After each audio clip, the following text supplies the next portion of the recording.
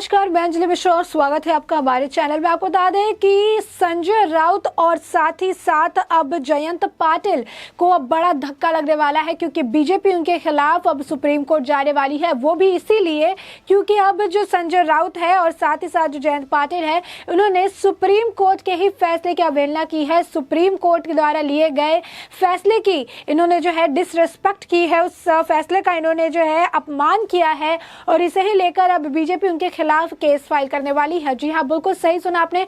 आप सोच होंगे आखिर ऐसा कौन सा फैसला था और किस तरीके से संजय राउत और जयंत पाटिल ने इस फैसले का अपमान किया। तो आपको बता दें कि सुप्रीम कोर्ट द्वारा महाराष्ट्र में जो 12 बीजेपी विधायकों को निलंबित किया गया था 1 साल के लिए, उस निलंबन को असंवैधानिक, गैर कानूनी बताते हुए रद्द कर दिया गया।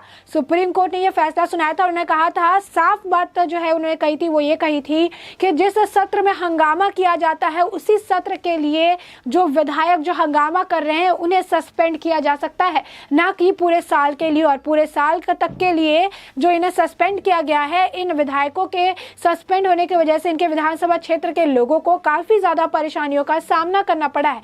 और यही कारण है कि सरकार ने इसके बारे में सोचा नहीं और इस तरीके से गैर कानूनी ढंग से, असंवैधानिक ढंग से जो है 1 साल के लिए इनको निलंबित कर दिया गया। और इस फैसले पर उन्होंने रोक लगाते हुए 12 बीजेपी विधायकों को राहत देते हुए इनके निलंबन को रद्द कर दिया गया।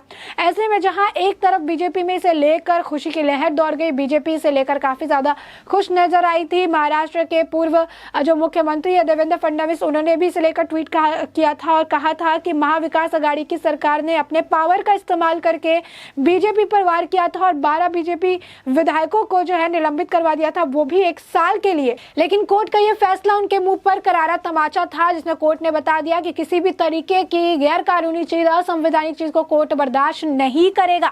अब ऐसे में इस फैसले पर सुप्रीम कोर्ट काफी ज्यादा सख्त नजर आई थी। सरकार पर भी सुप्रीम कोर्ट ने जो है तंज कसा था और कहा था कि ये इस तरीके का जो फैसला है बिल्कुल भी सोच समझ के लिया गया फैसला नहीं है, और ऐसे में उन्होंने इस निलंबन को रद्द कर दिया गया था।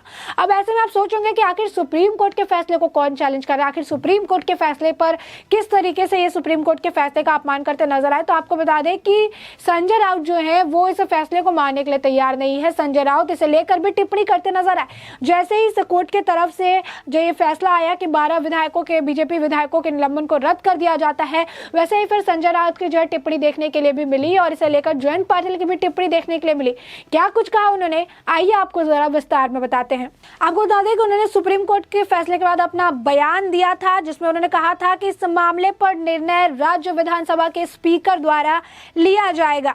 दरअसल विधायकों को जुलाई 2021 में विधानसभा के मॉनसून सत्र के पहले दिन स्पीकर के प्रति कथित दुर्व्यवहार के लिए निलंबित कर दिया गया था, जब ये लोग ओबीसी के आरक्षण को लेकर वहां पर जो हंगामा करते नजर आ रहे थे। ओबीसी के लिए, उनके हक के लिए ये जो है वहां पर हंगामा कर रहे थे, जिसके बाद ये कहा गया था कथित तौर पर स्पीकर के साथ इन्होंने दुर्व्यवहार किया है, बदतमीजी की है, जिसके बाद 12 बीजेपी विधायकों को निलंबित कर दिया गया था 2021 में। और इस पर ही अब सुप्रीम कोर्ट ने फैसला लिया और कहा कि मॉनसून सत्र में इस तरीके से हुआ है, उस पूरे सत्र के लिए निलंबित किया जा सकता है, पूरे साल के लिए नहीं, और इसे असंवैधानिक और गैर कानूनी सुप्रीम कोर्ट ने करार दिया था।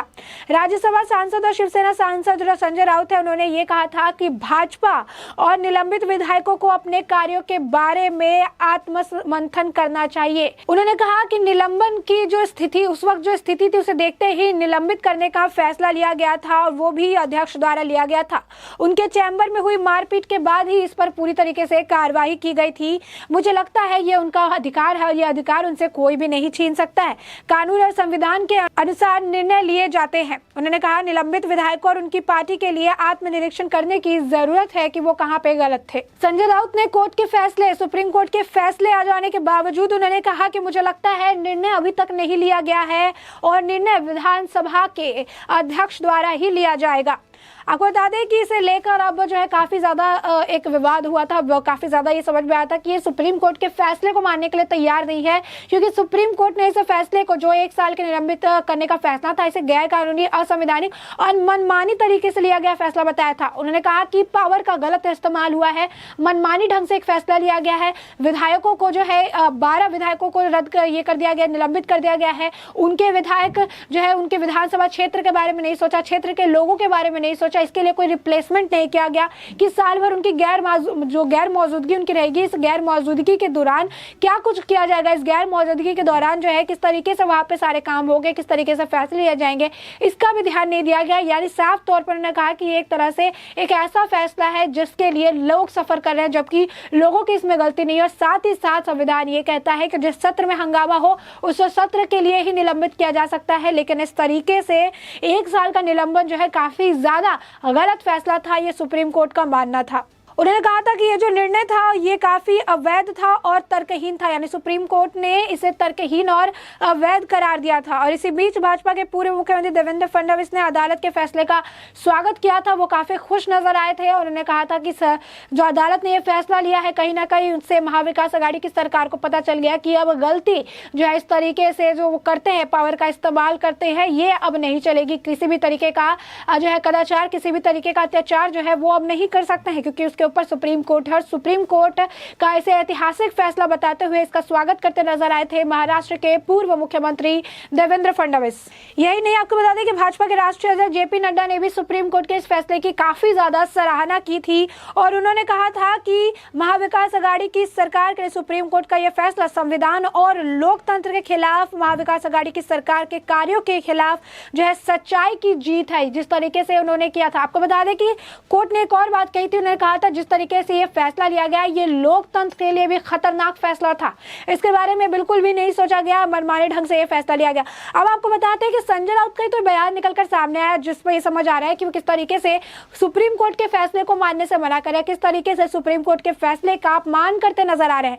अब वहीं आपको बता दें कि जयंत पाटिल का भी कुछ इसी तरीके से जो है बयान सुनने के लिए मिला, जिसमें वो सुप्रीम कोर्ट के फैसले को मानने से इनकार करते नजर। आखिर क्या कुछ कहा जयंत पाटिल ने, आपको विस्तार में बताते हैं। आपको बता दें कि इसे लेकर एनसीपी के प्रदेश अध्यक्ष और जल संसाधन मंत्री जयंत पाटिल ने कहा था कि बीजेपी के 12 विधायकों को कदाचार के आरोप में निलंबित कर दिया गया है और इसका फैसला विधानसभा अध्यक्ष और विधानसभा महासचिव उचित निर्णय लेकर करेंगे।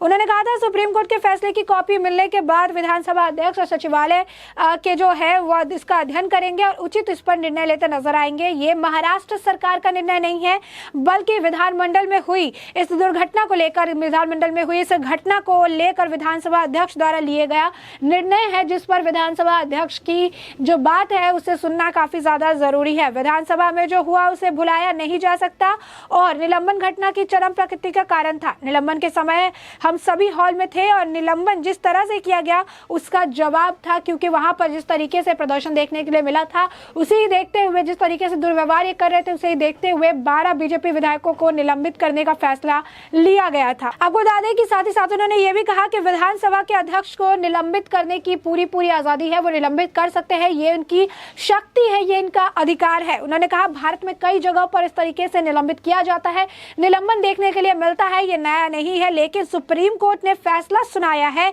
कि यह फैसला असंवैधानिक है और ऐसे में इनके कारणों के बारे में अब जांच होगी। इसके कारणों की जांच करने के बाद विधायी सचिवालय निर्णय लेगा। तो जयंत पाटिल का ये बयान था जहां पर वो सुप्रीम कोर्ट के बयान को मानने को इनकार करते नजर आए। उन्होंने साफ तौर पर कह दिया कि इसे भी लेकर जांच होगी और संवैधानिक कहा इसे भी लेकर जांच की जाएगी और उसके बाद इस पर फैसला लिया जाएगा कि आखिर इसे लेकर किस तरीके से आगे काम करना है। उन्होंने कहा कि हमारे संज्ञान में आया था और महाविकास आघाड़ी की सरकार के पास 170 विधायक है, इसीलिए महाविकास आघाड़ी की सरकार 10 या 12 विधायकों को हटाकर जो है बहुमत हासिल करने की कोशिश नहीं करेगी और ना ही उन्हें इस चीज की जरूरत है, क्योंकि 170 विधायक वहां पर मौजूद है और 12 विधायकों के जाने से महाविकास आघाड़ी की सरकार पर कोई फर्क नहीं पड़ेगा। तो आप साफ तौर पर देख सकते हैं कि उन्होंने कहा कि जो भी हुआ सब कुछ कानून के दायरे में रहा, कानून के दायरे के हिसाब से हुआ है और ऐसे में से लेकर स्पीकर के पास पूरा नियंत्रण है कि वो इसे लेकर फैसला सुना सके। यानी साफ तौर पर संजय राउत और यहाँ पर आप देख सकते हैं जयंत पाटिल दोनों ही सुप्रीम कोर्ट के फैसले की अवहेलना करते नजर आ रहे हैं और इसे ही लेकर अब बीजेपी जो है इनके खिलाफ केस फाइल करने वाली है, संजय राउत और जयंत पाटिल के खिलाफ, जहां पर वो सुप्रीम कोर्ट के फैसले को मानने से मना कर रहे हैं या यूं कहे कि सुप्रीम कोर्ट के फैसले की अपमान करते वो नजर आ रहे हैं। अब ऐसे में आपने ये पूरा मामला जाना और इस पूरे मामले पर आपकी जो भी राय हो हमें कमेंट सेक्शन में कमेंट करके जरूर बताएं।